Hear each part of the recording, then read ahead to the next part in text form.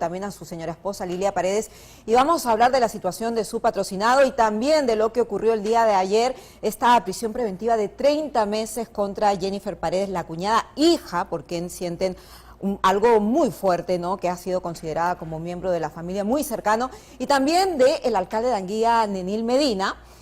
Y lo que quisiera consultarle, ¿ustedes han evaluado que ellos pudiesen acogerse a la colaboración eficaz? Gracias. Primero, muchas gracias por la invitación, Eli. Yo creo que es importante establecer acá que lamentablemente se está utilizando la prisión como un mecanismo de tortura moderno. Porque yo escuchaba ayer las declaraciones de la fiscal, la doctora Barreto, a quien respeto, pero no comparto sus expresiones, porque ella señala, finalmente la prisión puede cambiar, porque si se convierten en colaboradores, entonces salen libres. Entonces, ¿cuál es el mensaje? El mensaje es, ingresa a la colaboración eficaz, habla, sindica, señala al presidente, a la primera dama. No importa si finalmente sea cierto o no, porque tu libertad está en juego. Eso es un mecanismo de extorsión procesal, hay que decirlo así de manera clara. Entonces yo creo que es importante acá establecer que la resolución del juez lamentablemente ha obedecido a una presión mediática. Yo he dicho y lo sostengo, el valor más importante del juez es la independencia, en primer orden. Si no hay independencia, no hay nada. No esperemos nada de un juez que no es independiente.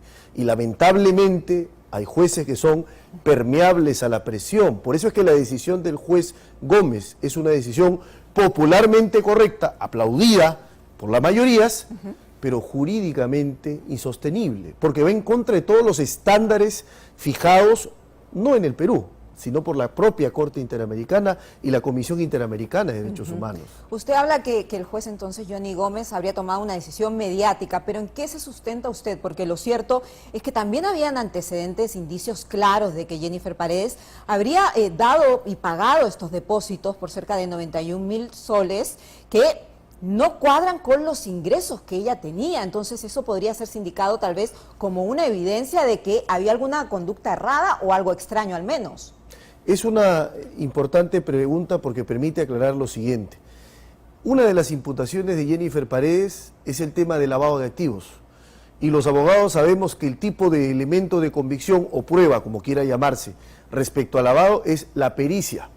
Una pericia que determine que esos ingresos que tiene una persona no se corresponden, ¿no es cierto?, luego con los egresos que presenta. Es decir, habría una desproporción entre lo que entra y lo que sale de sus según cuentas. lo que ella también dijo en el Congreso de la República, que pero ganaba es que, 1.500 soles. Pero lo que pasa es que los informes de la UIF te cuentan el inicio de la historia y no final, no la final.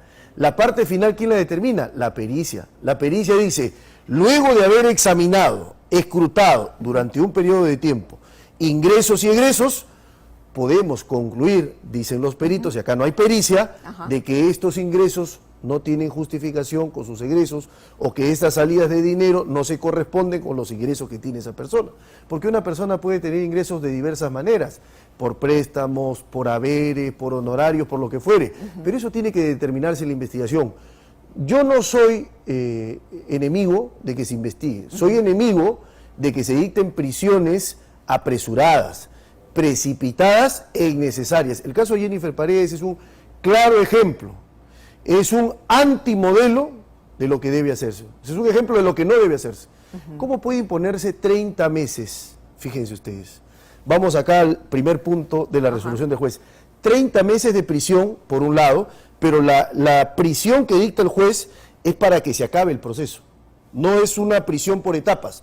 30 meses por investigación, luego te doy por etapa intermedia, luego por juicio. No. El juez ha dicho, en 30 meses tienes que acabar el proceso. Pero eso es un contrasentido, porque la propia Fiscalía ha emitido una disposición fiscal que yo he leído y dice, yo necesito 36 meses para investigar. Entonces, total, o sea, lo que tenemos es, el juez le da 30 meses para que acabe el proceso, pero la Fiscalía tiene 36 meses solo para investigar. Eso es un primer punto que no se ha advertido. Un segundo punto tiene que ver con el alegado peligro de obstaculización. ¿Qué ha dicho el juez? El juez ha dicho, como demoró en ponerse a derecho un día Jennifer Paredes, eso es un signo de obstrucción. Bueno, estuvo prófuga de la justicia. No, estuvo resistiendo su detención, que es distinto. ¿Y dónde se encontraba ella? Porque nunca eso se aclaró. aclaró. No lo sé, pero Ese es el elemento menos importante. Lo No, más sí importante... es importante porque ha sido No lo también es. considerado por el Ministerio Le Público y voy a también por el explicar Poder por qué. Judicial. ¿Por Porque- qué no es importante? Y no hay cámaras, incluso se han perdido. Lamentable, no se han perdido. Lo que se ha dicho en su momento es que el registro está, Problema técnico. pero que han habido... Sí, pero una cosa es que hayan fallas técnicas y otra cosa es que se desaparezcan las imágenes. Las imágenes no se han Pero desaparecido. lo que llama la atención es que fue justo en aquel horario en que fue el allanamiento de la Pero Fiscalía. lo grave hubiese sido que se hubiesen perdido las imágenes y las imágenes están, no se han perdido. Y creo que es importante acá establecer lo siguiente. ¿Cómo puede decirse que hay obstrucción cuando la propia ley, el artículo 270 del Código Procesal Penal establece cuándo habría obstrucción, cuándo habría obstaculización, cuándo habría entorpecimiento? Cuando la persona intimida o amenaza a testigos o a coimputados. Y no ha habido ni amenazas, ni a testigos ni a coimputados. 2, hay obstaculización en el proceso cuando la persona desaparece la información, desaparece las pruebas. Y acá no ha habido ninguna imputación de que Jennifer Paredes habría desaparecido las pruebas en el caso. 3, también hay obstaculización, y en este caso no la hay, cuando la persona investigada lo que hace es sobornar a los investigadores, a los peritos o a los testigos para que declaren falsamente. Entonces, ni 1, ni 2, ni 3 se ha presentado en este caso. No hay obstaculización. Pero tampoco quedó claro dónde se encontraba Jennifer Paredes, estuvo no habida 24 horas, entonces eso sí levanta muchas suspicacias, ¿no? Y me imagino que también ha sido considerado por el magistrado. Ahora, ¿de dónde saca ella 91.000 soles? Habrá que ¿Le han seguir comunicado a el ustedes? rastro. No, porque ¿Qué no, se sabe? Porque si ella indica que gana 1.500, uno se imagina de dónde puede sacar esa cantidad tan grande como está pero la situación en el país. es No que cualquiera maneja esos hay que montos. aclarar la información y creo que es muy importante, por eso el planteamiento que haces. Sí. No es que ella tuviera ese monto, es un monto que comparte la familia. Pero ella hacía Paredes los Navarro. depósitos. No, pero es una parte, pues. Ella no es la dueña de ese monto, ¿correcto?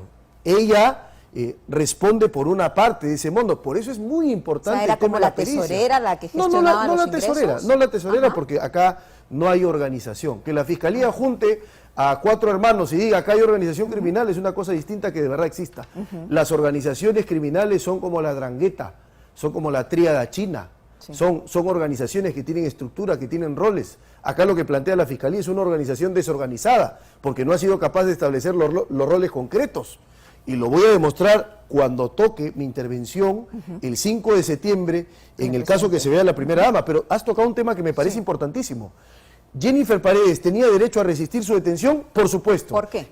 Por supuesto, porque el Código Penal establece que todas las personas que se resisten a una orden legalmente impartida cometen el delito de desobediencia o resistencia a la autoridad, salvo, dice el artículo 368 del Código Penal, que se trate de su propia detención. O sea, la propia ley reconoce que uno no comete delito cuando se resiste a su propia detención, porque está en juego ¿qué? Su libertad, porque está en juego ¿qué? Su integridad. Pero y ella eso no ha sido se resistió, subrayado por la Corte se Suprema. escapó o habría salido No, del no, Palacio no, de no. Gobierno según No. los primeros indicios. No, es que por eso, ¿cómo puede decirse que sobre una base de una conducta que está permitida por el derecho, puede uno deducir, entonces hay riesgo de obstaculización? ¿Qué? Porque Jennifer no está, se pierden las pruebas, porque Pero ella no Jennifer no aclaró está, dónde se encontraba. se amenaza a alguien. Por eso, el centro de la discusión es, ¿Jennifer amenazó a alguien? No. ¿Sobornó a alguien? No. ¿Manipuló información? Tampoco, porque como ha habido incautación, fíjese usted, ya incautaron documentos, ya se llevaron pruebas. ¿Qué va a manipular Jennifer? Salvo que se sostenga la idea de que Jennifer tiene superpoderes para ingresar a los archivos del Ministerio Público y destruir lo que está en poder del Ministerio Público. Eso es irracional. Sabemos la cercanía de Jennifer Paredes, que es considerada como hija del matrimonio presidencial. ¿Cómo han tomado la noticia el presidente Pedro Castillo y la señora Lilia Paredes? Evidentemente les duele, evidentemente les afecta, son seres humanos y lamentablemente una decisión de este tipo, cuando obedece a presiones y no a la independencia judicial, termina afectando el núcleo familiar. Pero creo que las situaciones críticas también son oportunidades para fortalecerse y para que a partir de acá pueda levantarse juntos y tener claro que esto no acaba acá. Esta decisión del juez no es definitiva ni es la última palabra. Está sujeta a una apelación donde se podrán observar varios errores que se han cometido, como por ejemplo, cómo el juez, y yo lo dije en su momento, cómo el juez posterga su decisión y dice, no voy a resolver ahora viernes, si no voy para el domingo. Y mientras tanto las personas que siguen detenidas, cuando su plazo de detención era de 10 días, no de 11, no de 14 días. Bien. Al día 11 ya era una detención ilegal. En otro tema que me gustaría incidir es en la entrega del pasaporte de la primera dama Lilia Paredes, porque el presidente Pedro Castillo anunció que no habría ningún problema en entregarlo en el Ministerio Público. Pero usted está reconsiderando esta propuesta. ¿Por qué? Sí, porque hay una buena voluntad, evidentemente, mis patrocinados, tanto el presidente como la primera dama, tienen una completa disposición. Pero lo que yo les he señalado como su abogado es que sus buenas voluntades no pueden estar por encima de lo que establece la ley.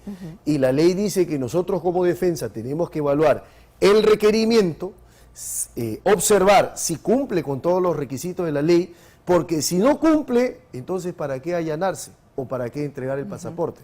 Por eso es un tema que vamos a discutir el día de la audiencia, el 5 de septiembre. El 5 de septiembre. Y justamente la fiscal Marita Barreto indicó que podría cambiar la figura de este pedido de impedimento de salida para la señora Lilia Paredes por una, tal vez, prisión preventiva en caso de que se determine que hay un riesgo de fuga del país o también una obstaculización de todo el proceso.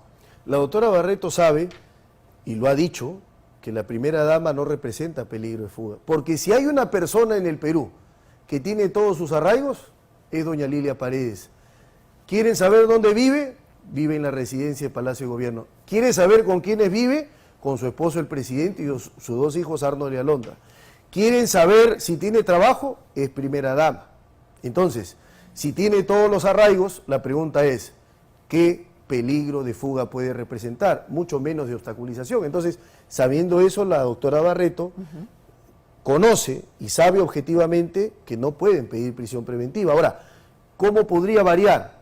O sea, tendría que separarse de su familia, tendría que abandonar Palacio, tendría que dejar de ser primera dama para que podamos hablar de una primera dama desarraigada. O sea que la posibilidad de una prisión preventiva usted la ve lejana. No, yo la veo más bien, no lejana, sino inexistente. Mi cliente tiene todos los arraigos. Más arraigos, menos peligro de fuga. Ese es el binomio, esa es la ecuación. Y el día del allanamiento precisamente de Palacio de Gobierno, usted estuvo allí presente. Sí. Lo escuchaba en algunas entrevistas diciendo que nosotros los medios de comunicación endiosamos al coronel Harvey Colchado. ¿Usted por qué tiene una percepción tan diferente o a veces crítica de la agente policial? No. Yo no he utilizado esa expresión. Lo que me refería como superhéroe a Mariano González, no al señor Colchado. Lo que yo he dicho es que finalmente las investigaciones sobre órganos de justicia están bien. Yo no estoy diciendo que al señor Colchado se le saque, que se le corte la cabeza, de ninguna manera. No lo he dicho y no lo digo ahora tampoco. Lo que estoy diciendo es que una cosa es la orden del juez y otra cosa es el cumplimiento de la orden del juez. El juez autoriza a que ingresen a la residencia. Entonces, y el juez además dice quiénes pueden ingresar. Y las órdenes son así. No es que, ya, tengo como fiscal, tengo la orden, venga, acompáñeme todo el batallón. El juez autoriza quiénes expresamente ingresan. 2, el juez autoriza expresamente en qué ambientes se puede hacer el allanamiento y el registro domiciliario. Entonces, cuando uno sale de ese ambiente, te autorizo a entrar a la casa A y aprovechando que tengo la orden de la casa A, me brinco y paso a la casa B. ¿Eso qué significa? Que hay un exceso. Lo que yo estoy diciendo es que es saludable y es bueno que se investigue si finalmente los agentes cumplieron con la ley y la orden judicial en sus propios términos o no. Es lo único que he dicho y lo ratifico. Pero el presidente Castillo y su otro abogado, el señor Pachas, también enviaron esta carta a la inspectoría para decir que el comportamiento no había sido el adecuado, que habían cosas irregulares. ¿Usted estuvo allí? ¿Vio algo extraño? ¿Vio agresividad o un comportamiento matonesco en esta diligencia? Yo lo que vi, y soy testigo, es que el doctor Eduardo Pachas y el coronel Colchado tuvieron un incidente. El coronel Colchado rompió un documento y el doctor Pachas luego de eso se retira y no firma el acta. Así que me parece una postura absolutamente coherente. Si el doctor Pachas considera que hay un conjunto de irregularidades, vicios y omisiones, luego lo que corresponde es poner en conocimiento a la autoridad para que se investigue. Bien. Finalmente, siempre se habla de los medios de comunicación, de la prensa, de la fiscalía, que estaríamos poniendo tal vez algunas pruebas que no existen, asegurando cosas que no son ciertas. ¿Cuál es su percepción respecto al trabajo que realizamos nosotros? Porque muchas veces nos indican como que somos malos comunicadores, que estamos informando mentiras. ¿Por qué? ¿Cuál es su sustento para argumentar esto? Yo soy un convencido como el Nobel Octavio Paz, que la prensa tiene una labor fundamental, importantísima en una democracia. Son los ojos y oídos de la sociedad. Pero ¿qué es lo que pasa cuando a veces solo me tapo un ojo y veo con el otro? ¿Qué es lo que pasa cuando doy información sesgada? ¿Qué es lo que pasa cuando todas las portadas y todos los titulares y todos los llamamientos que se hacen es hacia una sola dirección?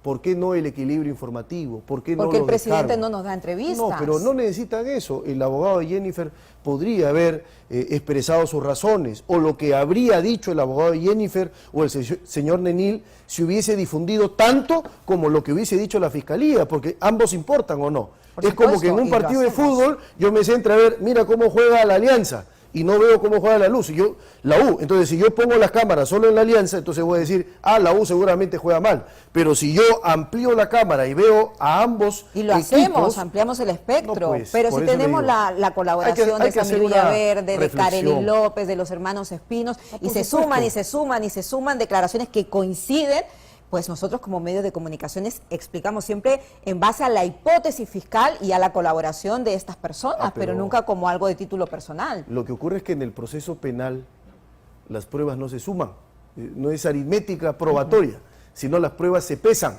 Y puedes tener 4, puedes tener 5, puedes tener 10, puedes tener 20, pero si solo tienes palabras de personas que han canjeado su libertad por información, entonces la ley, no nosotros, los abogados, la ley es muy clara, dice que se trata de prueba intrínsecamente sospechosa, poco fiable y de dudosa credibilidad. Pero coinciden las declaraciones en varias cosas. No coinciden tampoco, porque Karelín decía una cosa en relación a pero en cómo señor funcionaba la mafia, Samir decía una cosa en relación a la señora.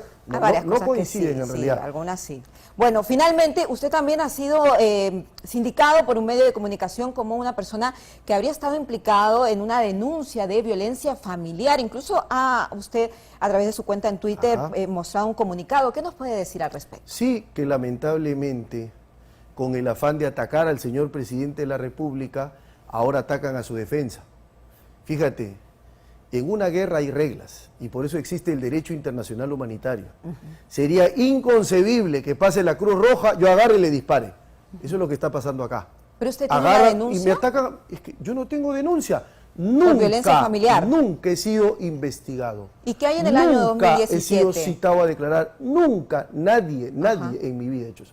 Entonces, dicen esa cosa falsa. Uno, no se toman la molestia de tomarle la declaración. Si quieren saber algo, me preguntan. Pero yo como aludido, hay un antecedente policial. Permíteme cerrar la adelante. idea. 2, le preguntan a la mamá de mi hija, porque la han ubicado, y un periodista de Willax la ubicó. Y yo tengo el mensaje acá, donde qué cosa le dice el periodista de Willax y qué cosa es lo que contesta, y permíteme leerte porque esto es muy importante, pero también y luego usted, te lo voy a compartir. Antes de empezar esta entrevista me dijo que había un antecedente en el año 2017 por una separación que tuvo con la madre de su hija y que ella lo acusó de violencia doméstica. Pero no hay violencia, y le voy a explicar. ¿Qué pasó entonces? Esa es la pregunta. Te saluda César Cornelio, periodista de Willax, ¿ya? A Angie Ramírez, la mamá me dije. Sé que he tenido una relación con el abogado Angie Espinosa, sé que lo denunciaste por agresión física y psicológica, quería saber si me puedo comunicar contigo. La mamá de mi hija le contesta, le dice, hola César, buenas noches. Efectivamente tenía una relación con Benji y es el papá de mi hija, pero yo nunca lo he denunciado por agresiones, ni físicas ni psicológicas. Solo hice una constancia de retiro voluntario cuando nos separamos, dado que ambos conocemos derecho y quería evitar malas interpretaciones al momento del retiro de aquel entonces conyugal. Pero ella sí había especificado que hubo un intercambio de palabras, una... No. A ver, acá hay que ser absolutamente claros. Ella pone la constancia, ¿no es cierto?, por un tema de, digamos, separación, que ella y yo sabemos por qué se dio. Son temas personales, ¿ya? Finalmente va, y ella en la creencia de que como yo soy abogado, voy a hacer algo con la bebé, que me voy a quedar con la bebé, como se ha visto en otros casos, abusando de mi conocimiento, digamos, Entonces dice, no, voy a ponerle acá un ancla. Y dice, no, por agresiones. Pero jamás he agredido a nadie. Y dos, lo más importante, jamás he sido denunciado, jamás he sido investigado, jamás se ha presentado en mi contra un certificado médico legal, alguna pericia psicológica, jamás. Y por eso lo dice la mamá de mi hija. Entonces, si quieren saber algo, toman el teléfono y me llaman. Siquiera que se tomen la molestia de aparentar que quieren saber la verdad. Milagros tiene mi número, Milagros me llama para entrevistarme, yo le dije que todavía no, y miente diciéndole que yo le he dicho que me duele la cabeza, es una mentira. Lo que pasa es que hay, lamentablemente, malos periodistas. Como hay malos abogados, como hay malos jueces, hay malos fiscales, hay malos periodistas. Entonces, ¿cree que hay una guerra mediática en contra de usted por defender al presidente de la República? Pero eso es claro. Imagínate, el señor Paredes en Caretas dice que yo he sido abogado de Pedro Espadaro. Y al señor Pedro Espadaro yo lo respeto y lo aprecio, pero nunca he sido su abogado. Entonces, ¿cómo puede lanzar afirmaciones falsas? Dice que Daniel Salaverry, quien ha sido mi cliente, me recomendó para que yo defienda al presidente Pedro Castillo. Y eso es otro hecho falso. Bastaba que le pregunte a Salaverry si eso es cierto o no. O me pregunte a mí si eso es cierto o no. ¿Y cuál sería el fin de estas acusaciones falsas? El fin es, como te digo, el fin es atacar a la Cruz Roja en una guerra, que no se permite eso. O sea, la guerra tiene límites, la guerra tiene reglas, pero estos señores han pasado las reglas. Entonces, lo que viene ahora son quejas ante el Consejo de la Prensa Peruana, cartas notariales, y si no se rectifican y aclaran, los voy a querellar. ¿Usted ha evaluado su continuidad como abogado del matrimonio presidencial? Sabemos que ahora se están metiendo con su vida privada, pueden salir nuevos colaboradores eficaces, tal vez nuevas pruebas. En algún momento usted ya dejó de representarlos. ¿Podría ocurrir esa figura? Bueno, mira, es el escenario más difícil que me ha tocado vivir, te soy sincero. No es fácil. Críticas, molestias, acosos, insultos, ofensas, pero yo me debo algo, como decía Couture, sé leal con tu cliente hasta que se demuestre que los clientes no han sido leales contigo. Mientras eso no pase, yo seguiré con la defensa del presidente y la primera dama. ¿Usted sigue creyendo en el presidente Pedro Castillo? Sigo creyendo en ambos, en el presidente y la primera dama. Bien, muchísimas gracias por quedarse con nosotros. La verdad es que nos aclara un poco la situación, un momento bastante crítico a nivel político, pero que bueno, vamos a seguir muy de cerca en la próxima citación de la Fiscalía.